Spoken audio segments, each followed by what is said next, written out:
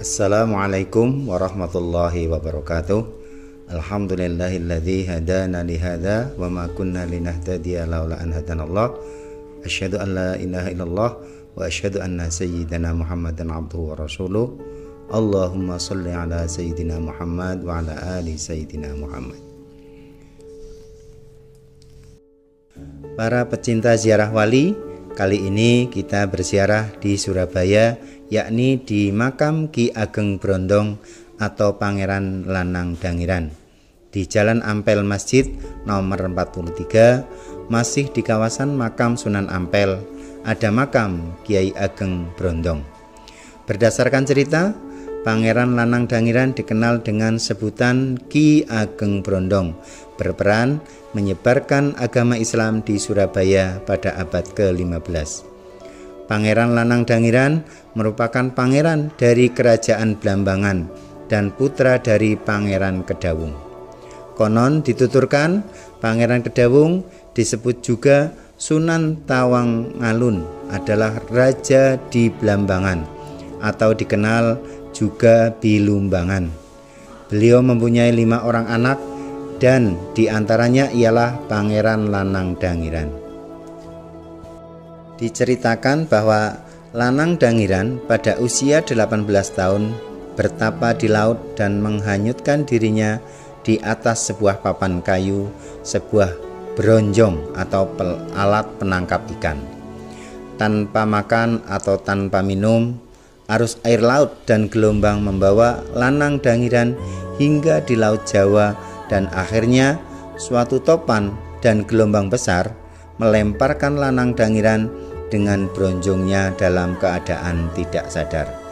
Ditemukan di Gresik oleh Kiai Kendil Wesi. Seluruh badannya telah dilekati oleh karang, keong, serta karang-karang atau remis, sehingga badan manusia itu seolah-olah ditempeli dengan bakaran jagung yang disebut dengan bahasa Jawa brondong. Pangeran Lanang Dangiran menceritakan asal-usulnya kepada Kiai Kendil Wesi.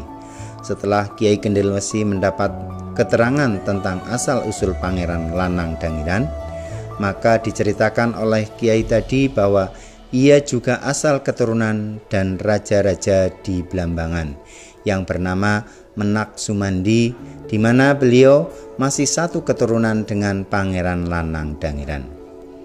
Pangeran Lanang Dangiran ditinggal dan kumpul dengan Kiai Kendil Wesi dan dianggap sebagai anaknya sendiri. Pangeran Lanang Dangiran memeluk agama Islam karena rajin dan keteguhan imannya serta keluhuran budinya serta kesucian hatinya, maka tidak lama pula ia dapat tampil ke muka sebagai penyebar agama Islam. Pangeran Lanang Dangiran beristrikan putri dari Ki Bimo Cili atau Panembahan di Cirebon. Pada tahun 1595 Masehi, Kiai Brondong atau Pangeran Lanang Dangiran menetap di seberang timur Kali Begirian, dekat Ampel, ialah Dukuh Boto Putih atau Batu Putih.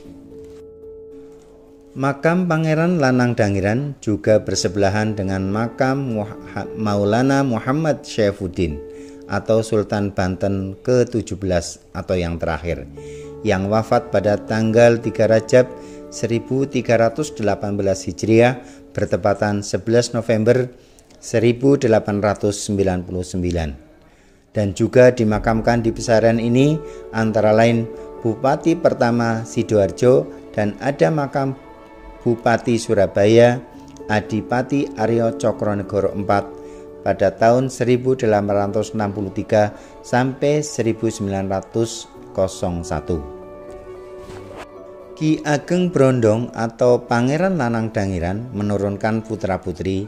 Yang pertama Ki Onggojoyo, nama kecilnya Gentono, kemudian diberi gelar Ki Honggojoyo oleh Sunan Amangkurat Mataram. Setelah Pasuruan dikuasai Untung Suropati, Ki Onggojoyo kembali ke Surabaya.